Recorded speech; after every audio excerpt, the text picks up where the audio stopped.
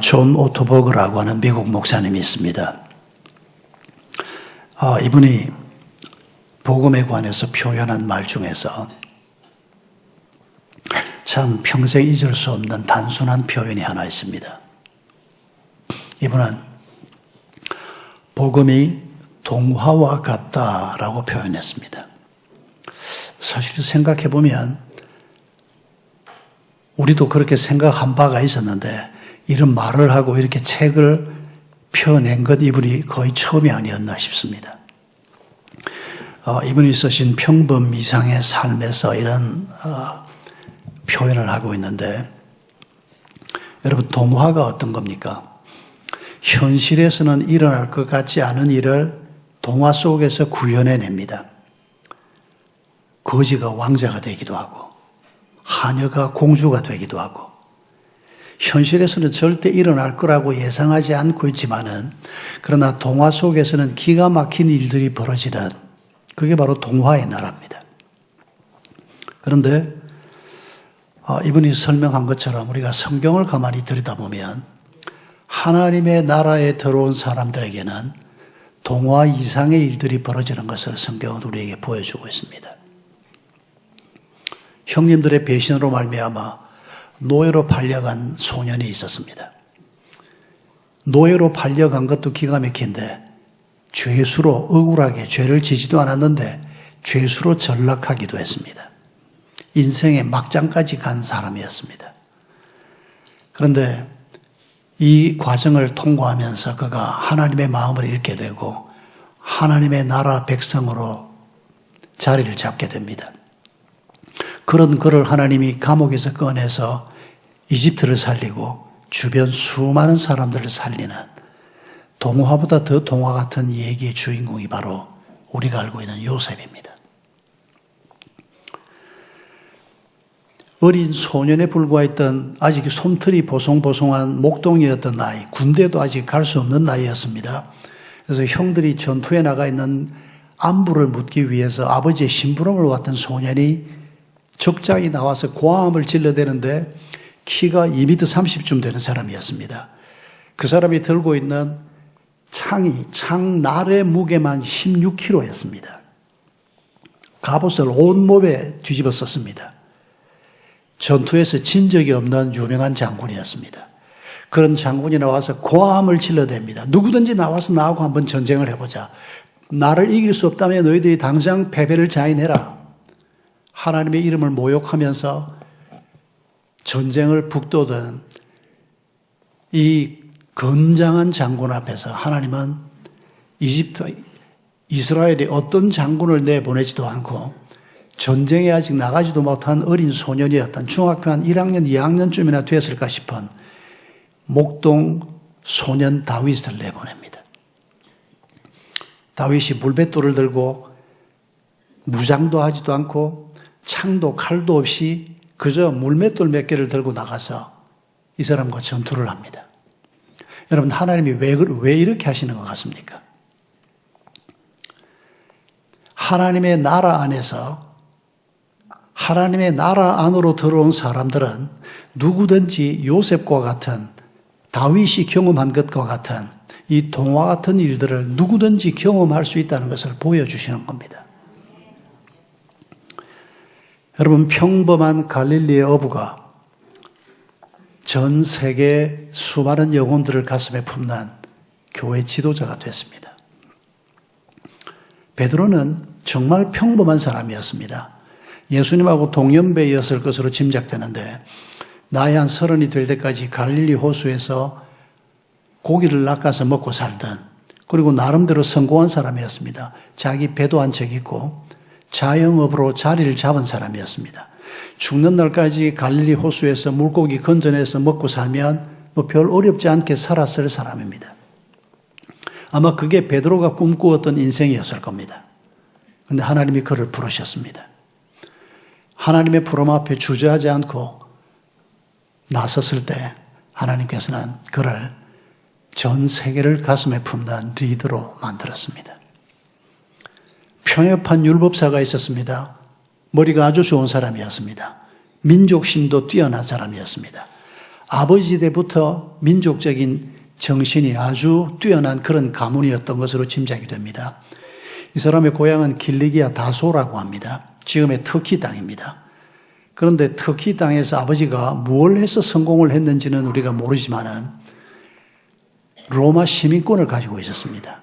그래서 그의 아들인 이 사울은 태어나면서부터 로마 시민권을 가졌습니다. 여러분, 지금은 한국 사람들이 미국 시민권 부러워하지 않습니다만은 얼마 전에 보니까 미국 시민권 가지고 들어갈 수 있는 나라가 160몇 개고 한국 시민권 패스포트 가지고 들어갈 수 있는 나라가 1개가 더 많더라고요. 그런데 여러분 기억하실 겁니다. 60년대, 70년대, 80년대를 살면서 미국 시민권을 갖는다는 것은 아니 시민권까지 갈 것도 없습니다. 영주권만 가져도 대한민국에서 성공한 사람이었습니다. 그런데 유복한 가정에서 자랐고 로마 시민권 가지고 있고 그런데도 이 가정의 훈육 정신도 뛰어납니다. 아버지가 이 아들을 로마로 유학을 보내지도 않고 학문의 도시 알렉산드리아로도 유학을 보내지 않고 예루살렘으로 유학을 보냅니다. 하나님의 말씀을 배워야 한다. 하나님의 율법을 배워야 한다. 그 가문에 이런 스피릿이 가득했습니다. 그리고 이 사람이 유명한 가말리엘 문화에 와서 훈련을 받습니다. 그리고 자질이 아주 뛰어난 율법사가 됩니다. 그러나 편협한 율법사였습니다. 구약을 열심히 공부했지만은 그 구약에 담겨있는 하나님의 마음을 다 헤아리지 못한 사람이었습니다. 그러다가 스데반이 나타납니다. 이 사도 바울은 살아 생전에 예수님을 뵙지는 못한 것으로 보입니다. 예수님의 설교에 관한 소문은 들었을 것으로 보이는데 그러다가 스데반을 직접 만나게 됩니다. 하나님의 율법에 반하는 스데반의 설교에 대해서 사람들이 그를 죽여야 된다고 얘기할 때 바울도 그들의 옷을 맡아주는, 그러니까 죽이는 일에 동참했다는 뜻입니다. 그때 자신이 알고 있던 율법에 의하면 인간이 갈릴리에서 태어난 한 젊은 청년이 그리스도일 수가 없습니다. 메시아가 될 수 없다고 생각한 겁니다. 그러니까 인간을 메시아로 주장하는 저 사람들은 죽어 마땅하다고 생각한 편협한 율법학자였습니다. 그리고 심지어는 행동주의적인 사람이어서 그냥 판단만 하고 말로만 하는 걸로 그치지 않고 스데반을 죽이는 데 앞장서고 해외에 나가 있는 그리스도인들을 잡아오기 위해서 대제사장의 공문을 받아서 다메섹까지 갑니다. 다메섹은 바로 옆에 있는 나라의 수도입니다. 그런데 하나님께서 다메섹 가까이 온 이 바울을 부릅니다.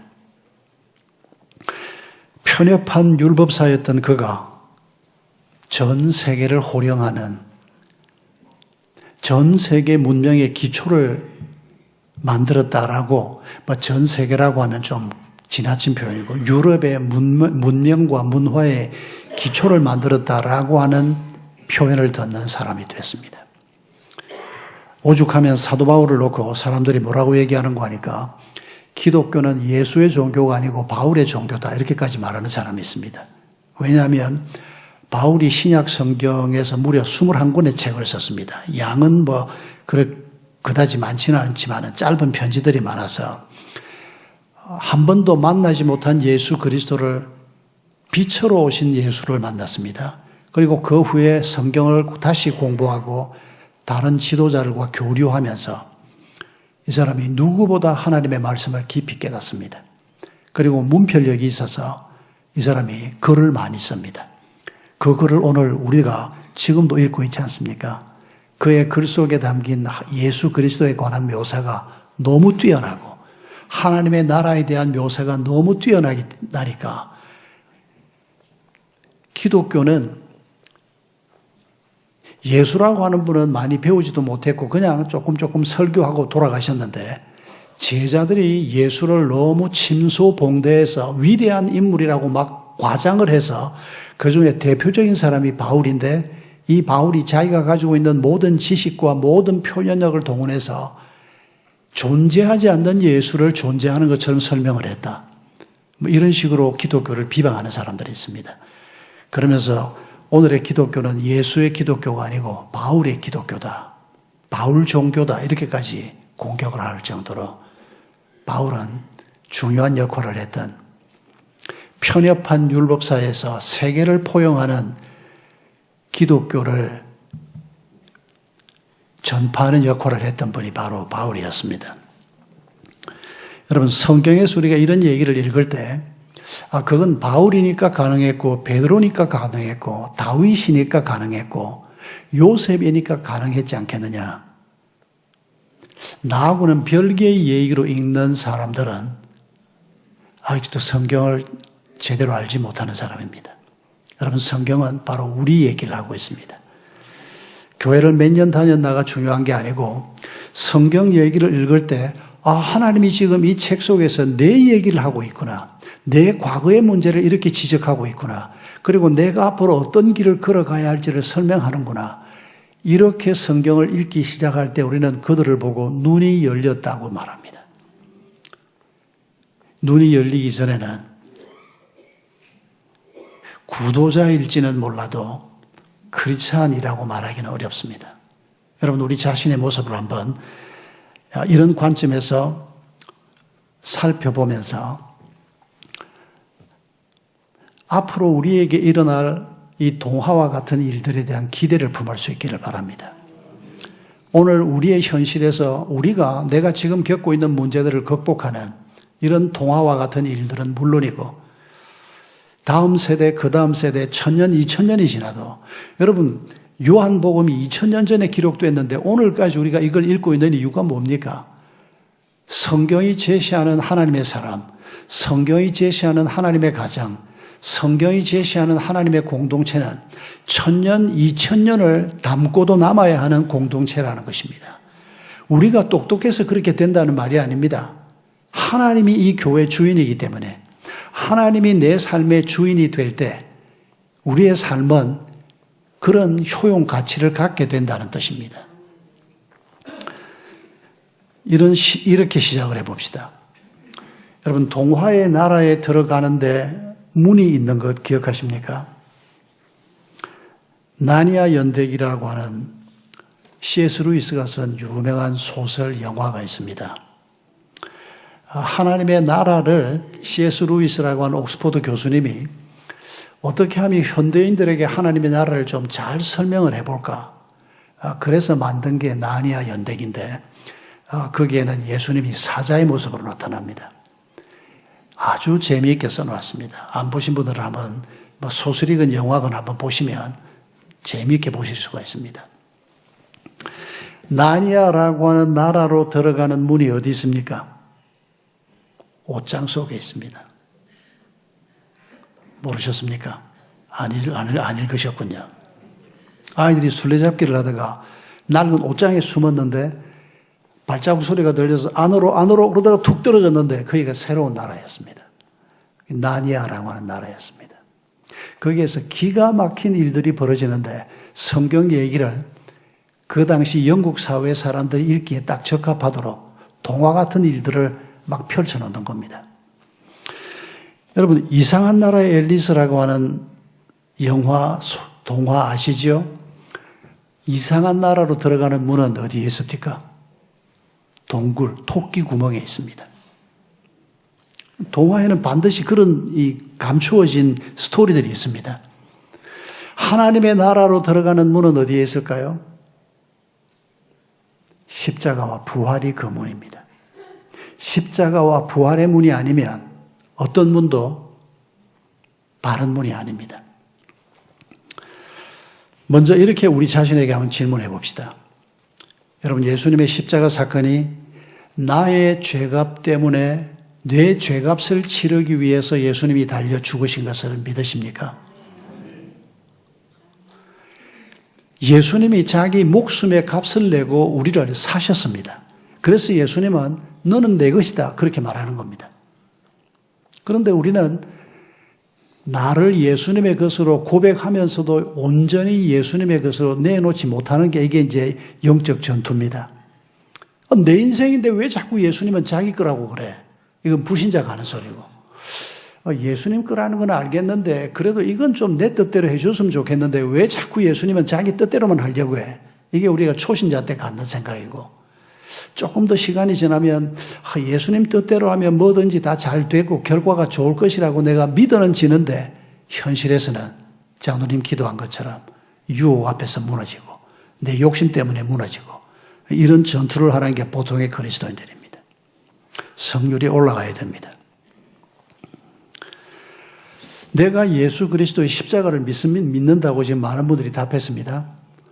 예수님께서 부활하셨습니다. 여러분, 이 부활 사건은 정말 놀라운 사건인 게 예수님이 몇 번이나 내가 십자가에 달려 죽고 사흘 만에 부활할 것이다 하고 제자들에게 말씀했습니다. 그런데 예수님이 십자가에 달려 죽으셨습니다. 사흘 후에 막달라 마리아를 비롯한 몇몇 여성들이 안식이 끝나고 금요일 오후 3시쯤 예수님이 십자가에 달려 죽으셨습니다. 그래서 후닥닥 장례식이 치루어집니다. 금요일 해질 무렵부터 안식일이 시작되기 때문입니다. 그러나 어디에 묻히는지를 봐두었다고 했습니다. 그리고 이제 그 다음 날이 안식일이고 안식일 하루는 꼼짝을 못합니다. 그리고 그 다음 오늘 우리가 말하는 주일날 안식 후 첫날 아침에 해가 먼동이 트자마자 여자들이 움직이기 시작합니다. 그리고 무덤을 방문을 합니다. 제자들은 무덤에 올 생각도 안 했습니다. 그러면 여성들은 이 세 사람이 올라올 때 예수님이 사흘 만에 부활한다 그랬지 않냐? 그런 마음을 일이라도 가지고 있었습니까? 전혀. 그냥 예수님의 시신이 좀 향도 바르고 좀 잘 건사하기 위해서 그걸 제대로 못한 게 안타까워서 그 안타까운 마음을 가지고 올라간 겁니다. 아무도 부활을 기대하지 않았습니다. 저는 20대 때 이 요한복음이나 복음서에 나오는 이 기록들을 볼 때마다 어떻게 이럴 수가 있나. 사흘 되던 날 무덤 앞에 가서 예수님이 살아났나 안 살아났나 그걸 보려고 하는 사람이 왜 한 사람도 없었을까. 참 제자들이 믿음 없구나.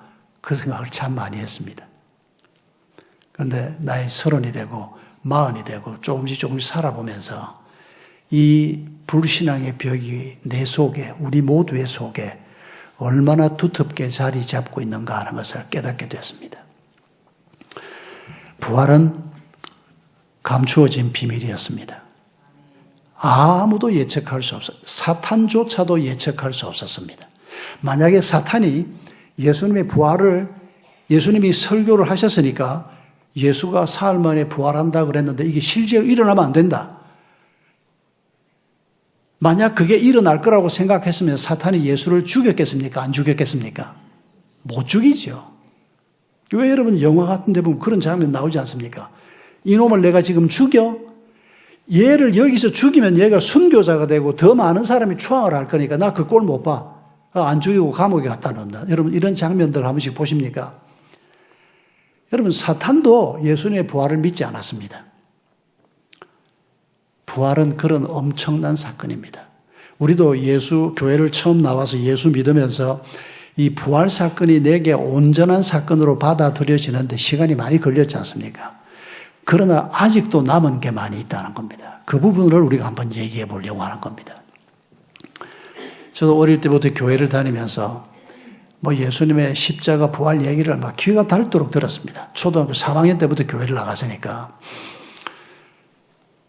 우리 목사님 설교가 다 좋은데 주일마다 한 주일도 빼지 않고 우리의 죄 때문에 죽었다 그러고 중1이 되니까 이제 주일 예배에 참석해라 그래서 토요일 날 SFC 성경 공부가 있고 중1 때부터 이제 중1들은 맨 앞자리에 앉았습니다. 중1, 중2, 중3 이렇게 앉았습니다.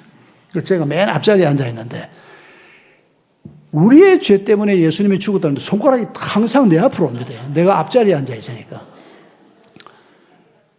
내가 중1인데 아버지가 파산을 하고 아버지는 병들어 누워있고 어머니는 자식들 굶기지 않으려고 애를 쓰고 있고 예수 안 믿는 집에서 제가 교회를 처음 나갔거든요. 내가 공부 열심히 해서 엄마를 기쁘게 하는 거 말고는 방법이 없으니까 사춘기도 없었습니다. 사춘기 할 여가가 어디 있습니까? 집안이 엉망진창이고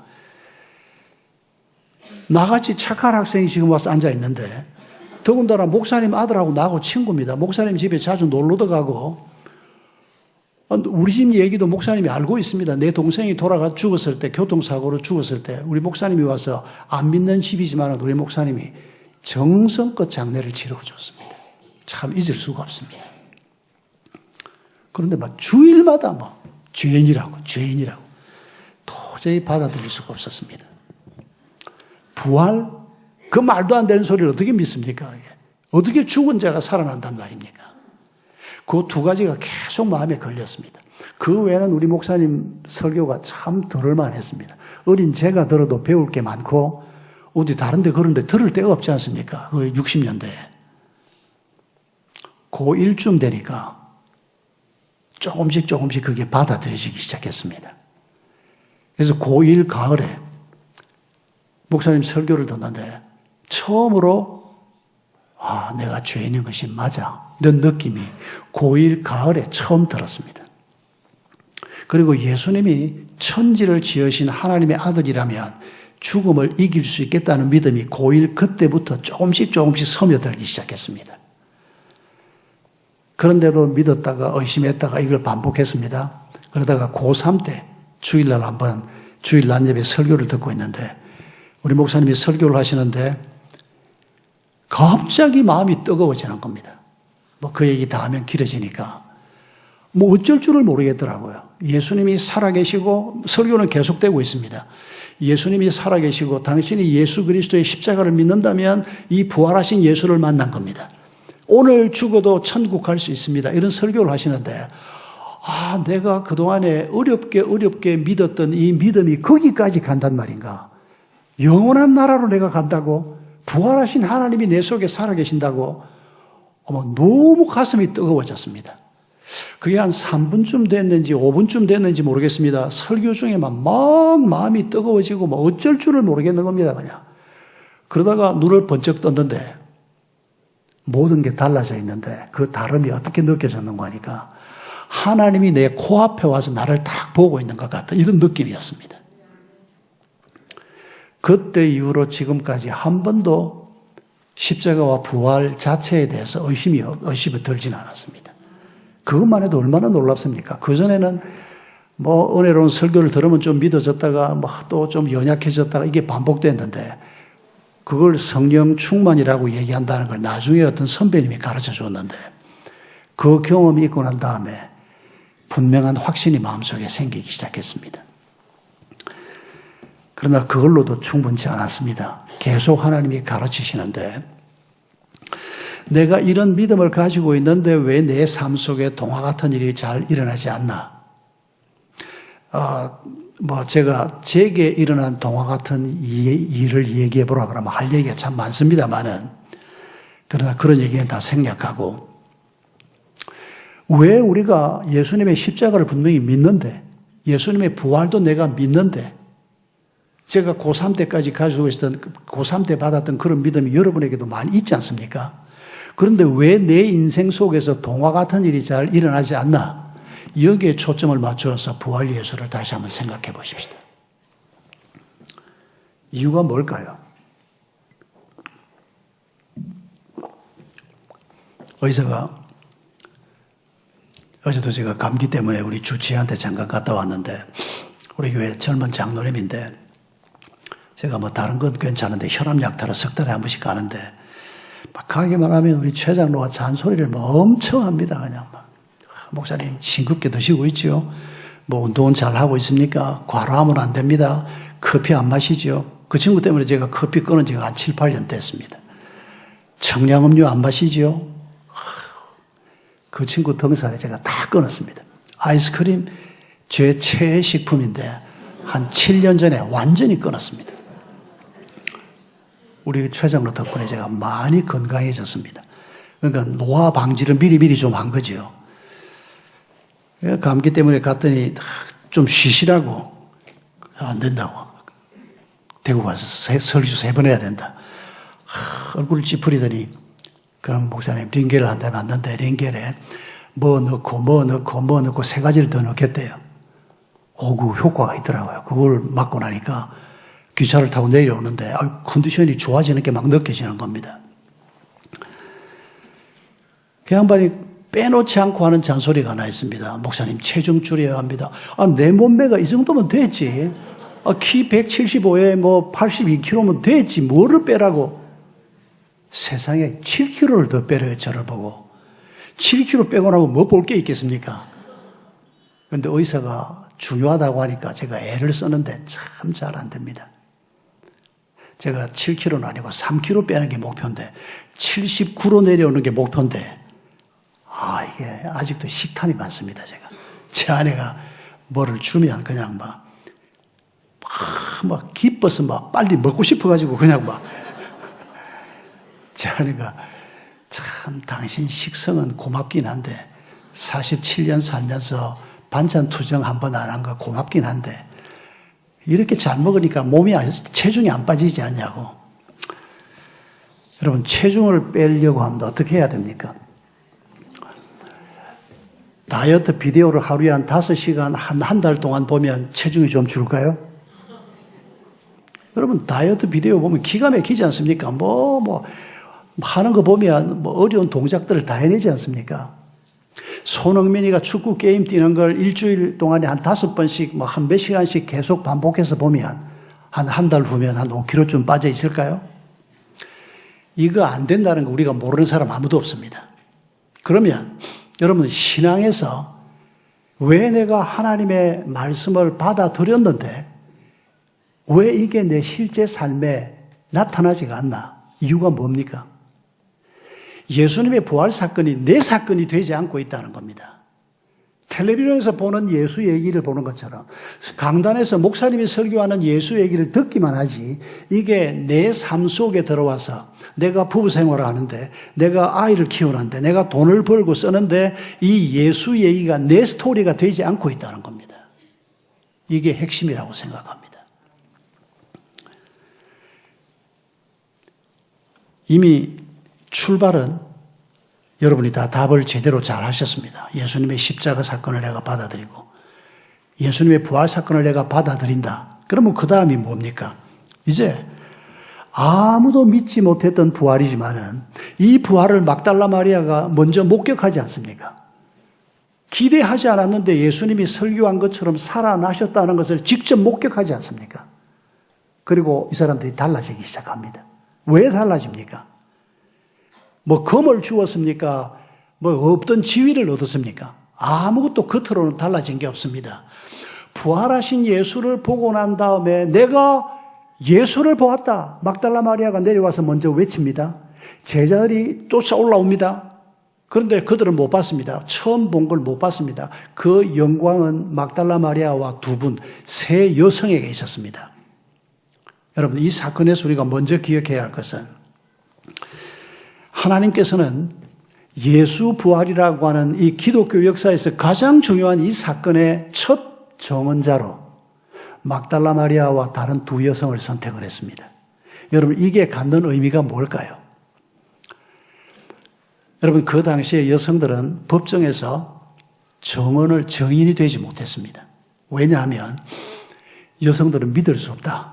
남성 중심 사회에다가 그것도 아주 독선적인 남성 중심 사회였습니다. 그래서 유대인들이 기도할 때 아침마다 하나님 앞에 기도를 하는데 하나님의 백성 된 것 감사하고 그리고 빼지 않고 하는 기도가 뭔고 하니까 여자로 태어나지 않은 것을 감사하고 이게 유대인들의 당시 기도에 들어있었습니다. 여성들의 사회적인 지위를 보여주는 표현인데 율법의 말씀을 가지고 살고 있었지만은 여성들은 사람이 아니었습니다. 짐승은 아니었지만은 사람 대접을 못 받았습니다. 숫자에도 들어가지 않습니다. 오늘 몇 명 모이냐 그럼 여자는 다 빼고 남자만 헤아려가지고 몇 명 모였다. 그게 그 당시 사회입니다. 법정에서 10살 먹는 남자애는 정언을 하는데 여성은 나이가 40이 되고 눈이 2.0이나 된다는데도 여성들이 저 남자가 저 사람 칼로 찌르고 보따리 가지고 가는 거 봤다고 여자가 하는 말은 믿을 수 없다. 그게 그 당시 여성들의 사회적인 상태였습니다. 그런데 예수님이 하나님이 어떻게 하셨다고요? 교회의 가장 중요한 사건의 첫 메신저로 이 여성들을 선택을 했습니다. 여러분, 이게 갖는 의미가 뭡니까? 하나님이 부활 사건의 주인공이 아니고 인간이 부활 사건의 주인공이었으면 절대로 첫 메신저로 여성을 선택할 수 없습니다. 여자 말을 누가 믿어? 그런 세상을 향해서. 왜 하나님은 이렇게 하셨을까요? 부활이 진실이기 때문에 그 진실은 인간들이 가지고 있는 성의 차별, 성의 편견을 다 깰 수 있다고 하나님이 믿으시는 분이기 때문에 여성들을 앞장 세워서 부활 사건을 선포하기 시작한 것을 우리가 먼저 기억해야 합니다. 뿐만 아니라 이 부활 사건이 앞으로 교회 1000년, 2000년을 담보할 사건이라는 것을 하나님이 아시기 때문에 이 메시지가 제대로 전파되면 이 사람들이 현실에서 그들의 삶을 극복할 뿐 아니라 영원토록 이 부활 사건의 능력을 통해서 하나님께서 교회를 이끌어 가시고 온 세대를 이끌어 가실 것을 하나님께서 말씀하고 계시는 것입니다. 막달라 마리아는 예수님의 제자 그룹들 중에서도 가장 연약한 여성이었습니다. 여자들 중에서도 연약한 여성이었습니다. 여러분, 막달라 마리아에 대한 기록이 누가복음 8장 2절에 처음 나오는데 7 귀신이 나간 다음에 온전하게 회복된 여성이었습니다. 이 여성이 얼마나 기가 막힌 삶을 살았을지 이 한마디 속에서 우리가 짐작할 수 있습니다. 아마 정상적인 생활 전혀 못했을 겁니다. 귀신이 들렸으니까. 결혼을 했을 때 귀신이 들렸으면 쫓겨났을 거고, 결혼하기 전에 귀신이 들렸으면 가족 관계도 없이 아마 부모들이 돌보지를 못하고 있는 이런 상황이었을 거고, 여성들 중에서 최악의 상태에 있던 분이 막달라 마리아였습니다. 예수님의 여제자들이 많이 있습니다. 성경에 보면 요한나 같은 분은 헤롯의 청지기의 아내라고 나옵니다. 여러분, 청지기가 누굽니까? 요즘으로 하면 대통령 비서실에 근무하는 사람들입니다. 그러니까 분봉왕이긴 해도 왕의 척걸에서 청지기로 비서로 돕고 있는 그런 사람의 부인이란 말은 그 당시 사회에서 굉장히 신분이 높은 여성이었는데 그런 분이 예수님의 제자가 되어 있다는 것을 복음서에 기록하고 있습니다. 다양한 신분의 사람들이 예수님 안으로 하나님 안으로 나왔다는 겁니다. 여러분, 이런 제자 그룹 중에서 몇 사람을 골라서 성경은 기록을 합니다. 모든 사람의 스토리를 자세히 쓸 수가 없으니까. 그 중에 한 명이 베드로 아닙니까? 또 다른 한 명이 사도 바울입니다. 여러분, 베드로는 정말 예수님을 사랑했던 분이 맞습니다. 3년 동안 예수님의 제자로 살면서 예수님을 붙잡으러 온 체포대 앞에서 베드로가 어쩝니까? 칼을 뽑지 않습니까? 자기가 어떻게 이깁니까? 그 로마 군인들과 제사장 집에 장정들이고 많은 사람들이 왔는데 어부 출신인 이 사람은 검객이 아닙니다. 그리고 그가 가지고 있던 칼도 전투용이 아니고 아마 호신용 칼이었을 겁니다. 그 칼을 뽑아들고 종 말고의 귀를 쳐서 떨어뜨립니다. 여러분, 베드로가 예수님하고 함께 죽기로 작정했기 때문에 할 수 있는 행동이었습니다. 예수님의 부활을 그때는 믿지 못하고 있었거든요. 그런데도 예수님을 잡아가겠다는 사람을 가로막고 칼을 뽑아든 베드로. 예수님께서 그 말구의 귀를 도로 붙여주시는 기적을 행하시면서 칼을 넣어라. 칼로 흥한 자는 칼로 망할 것이다. 그런 순간까지도 예수님이 제자들을 그렇게 훈련하셨습니다. 그리고 예수님이 체포돼서 갈 때 다른 제자들은 다 어디로 갔는지 모르겠는데 베드로, 요한 얘기가 나옵니다. 두 사람은 예수님이 재판받고 있는 자리에까지 들어갑니다. 그런데 그때 그의 연약함이 여지없이 드러납니다. 예수님이 꼼짝없이 죽는구나, 그 현장을 지금 지켜보고 있는데 여자아이 종 하나가 이 사람도 저 예수 옆에 있던 사람이다 이러는데 두려움이 왈칵 몰려오기 시작했습니다. 아니요. 그날 밤에 3번 예수님을 부인합니다. 3번째 부인할 때는 성경 본문을 보면 저주하면서 부인했다고 말합니다. 뭐라고 저주했는지는 기록되지 않았습니다.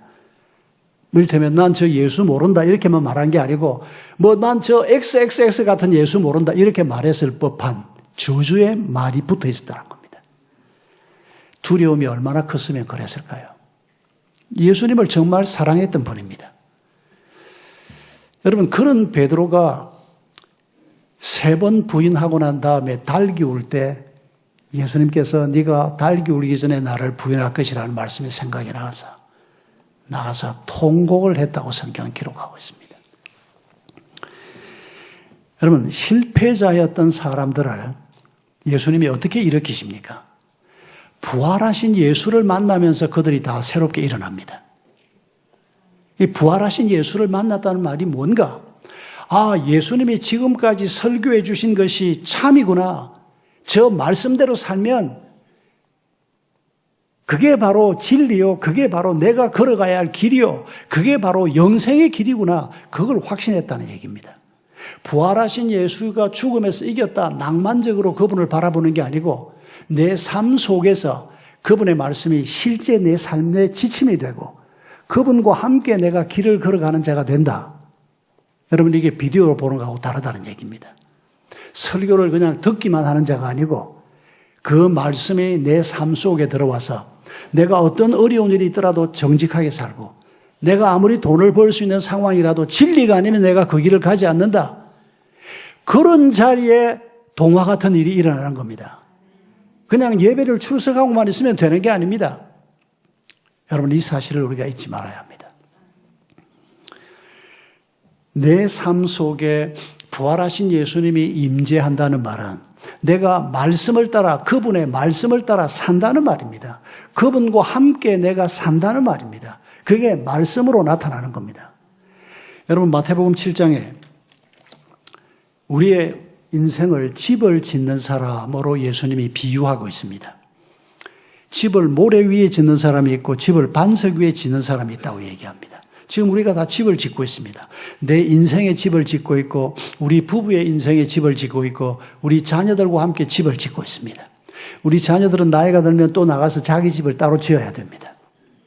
그런데 이 집을 모래 위에 짓는 사람, 그 집은 오래 못 갑니다. 홍수가 오면 바로 무너집니다. 근데 반석 위에 짓는 집은 절대 무너지지 않는다. 그러면서 예수님이 주신 말씀, 여러분 기억해야 합니다. 말씀을 많이 듣고 말씀을 많이 얘기하고 말씀을 나누고 부활에 대해서 십자가에 대해서 미래의 아름다운 삶에 대해서 많이 나누고 듣고 읽고 말로 전하고 소용없습니다. 거기까지만 해서는 소용없습니다. 반드시 그거 하긴 해야 됩니다.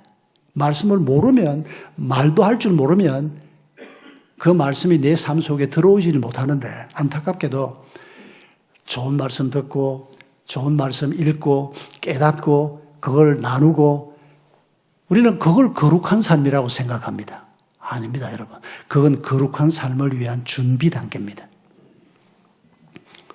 누가 집을 반석 위에 짓는다고요? 말씀을 듣고 행하는 사람, 실천하는 사람. 여러분, 이걸 우리가 놓치고 있습니다. 여러분, 오늘이라도 우리가 정직하게 살겠다 결심만 하지 말고 실제로 정직하게 살아보자는 겁니다. 나한테 마이너스가 될 수 있습니다. 사업에서 치명상이 될 수 있습니다. 그러나 여러분, 말씀대로 살면 거기에 동화 같은 일이 벌어집니다. 제가 잠실에 한번 누구를 만나러 갔는데 기가 막힌 이웃교회 집사님을 만났습니다. 그 당시에 이 잠실에 있는 부동산 이 중개소에서 전설 같은 분이었습니다. 그분은 막 핑긋이 웃고 있고 옆에 있는 우리 교인이 이 사람을 나한테 인사시키면서 했던 말인데 이분이 이제 잠실이 개발되기 시작할 때 꽤 오래 전입니다. 이제 부동산을 시작을 했습니다. 그런데 이제 사람들이 이제 사무실을 얻으러 오고 이래 오면 이제 이분은 평생 그쪽 일을 했기 때문에 그때 당시 안수집사였습니다. 상점을 하나 하려고 한다. 그러면 자기는 그냥 팔면 되지 않습니까? 주인하고 불러가지고. 근데 놀랍게도 이분이 무슨 짓거리를 했는고 하니까 그래 무슨 사업을 하시려고 합니까?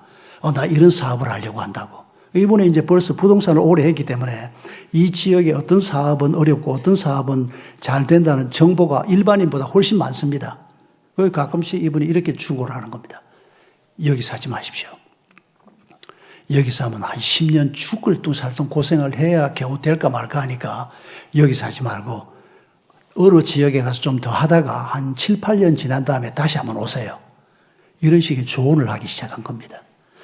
그러니까 사람들이 이제 새 동네가 들었으니까 좀 될 거라 생각하고 왔다가 이 전문가 얘기를 듣고 고마워하고 돌아가고 또 어떤 건 계약이 되고 그러면서 그 지역에 어느 부동산으로 가야 안심할 수 있다는 말이 그 사회에서 돌기 시작한 겁니다. 우리 집사님도 부동산 하는 분이었는데 그 얘기를 듣고 그분하고 가까이 지내고 그분을 멘토처럼 모시고 자주 만나서 얘기하는 그런 사이가 됐다는 얘기를 하는데 정말 귀한 분입니다. 돈 벌면 되지 뭘 남이 뭐 망할까 뭐 잘 될까 말까까지 걱정을 해야 됩니까? 아닙니다. 우리 그리스도인들은 알지도 못하면서 그런 소리 하면 안 되지만은 그런데 자기가 알고 있는 지식이 있으면 그걸 가지고 남을 도우는 것이 그리스도인이 해야 될 일입니다. 여러분 그런 점에서 우리가 할 일은 얼마든지 있습니다. 우리가 이 세상에서 거룩하게 산다는 말은 세상 길을 가지 않는다는 말입니다. 구별된 길을 간다는 말입니다. 그 구별된 길을 걸어가는 것이 부활하신 예수 그리스도와 함께 사는 길입니다. 그게 예수님의 사건이 내 사건으로 변환되는 지점입니다. 우리가 그 지점을 통과하고 나면 하나님께서 내 생애 속에서 기대도 하지 못했던 놀라운 일들을 일으키는 것을 반드시 경험하셔야 합니다. 여러분 그게 하나님의 말씀이 가지고 있는 비밀이요. 그리고 이 비밀은 우리 모두에게 똑같이 일어나는 게 아닙니다. 300명이 있으면 300가지 사건이 일어납니다. 어제 일이 오늘 반복되지도 않습니다. 우리 얼굴을 이게 수많은 사람들 얼굴을 하나님이 전부 다르게 만들어 놓은 것처럼 우리에게 주시는 은혜도 전부 각각 다르게 나타납니다. 그런데 우리는 욕심이 많아가지고 내가 좋아하는 쪽으로 자꾸 생각을 합니다. 아니 저 김 집사 저거는 나보다 새벽기도도 잘 안 나오고 한데 아마 덜렁 아파트 당첨이 돼서 돈을 얼마를 벌었다 그러고 이런 생각이나 하고 앉아 있습니다. 그건 김 집사한테 주신 하나님의 은혜는 감사하고 부동산 사서 돈 벌었다는 건 너무 부러워하지는 맙시다. 그건 정직하게 벌어야 되는데 그래도 뭐 세상에 그러니 뭐 그 비교 살 수는 없는 거 아니겠습니까? 저 사람에게 저런 은혜를 주셨다면 내게는 하나님이 어떤 은혜를 주시려나 눈을 닦고 기다려야 하는 겁니다. 그리고 말씀이 주시는 그 길을 걸어가야 하는 겁니다. 여러분 교회가 능력이 없는 것은 돈이 없어서가 아니고 유명한 사람이 없어서가 아니고 하나님의 말씀의 능력이 없기 때문입니다. 엊그제 짤을 하나 봤는데 제가 연예인들 집회할 때 가서 설교하고 몇 번 만나기도 했는데 송은이라고 하는 기자그마한 친구 있지 않습니까? 얘가 짤을 하나 만들어서 내보냈는데 그걸 읽고 제가 이 친구가 이렇게 믿음이 깊었나 해서 깜짝 놀랐습니다. 뭐라고 얘기하는 거니까 아주 짤막한 거였는데 자기는 요즘 성경 읽기를 열심히 한다는 겁니다. 그러면서 이렇게 말하는 겁니다. 처음에는 자기가 하나님 뭐 답해 주세요, 뭐 어째 주세요 했는데 어느 날 생각해 보니까 성경 속에 모든 답이 다 있는데 내가 성경은 내팽개쳐 놓고 뭐 기도한다 그러고 기도원 간다 그러고 아이고 이렇게 살아서는 안 되겠다. 그래서 그때부터 자기가 성경을 열심히 읽기 시작한다는 겁니다. 그러다 보면 성경에서 정말 길이 있고 답이 있고 어떻게 살아야 하는지를 다 가르치고 있어서 이런 얘기를 하는데 이거 고수의 발언입니다. 난 우리 성훈이 씨가 그 정도 고수인 줄 몰랐습니다. 한 두어 번 제가 예배 가서 설교할 때마다 같이 만나서 악수도 하고 그냥 뭐 믿음이 좀 있는 사람인가 이랬는데 여러분 이건 송은희 씨의 고백만으로 끝나서는 안 됩니다. 우리 모두가 다 말씀을 먼저 알고 그리고 이 말씀을 실천하면서 부활하신 예수 그리스도와 함께 길을 걸어가는 그래서 우리 삶 속에도 동화와 같은 일이 일어나는 이런 기대를 갖는 것이 시작입니다. 우리 함께 기도하십시다.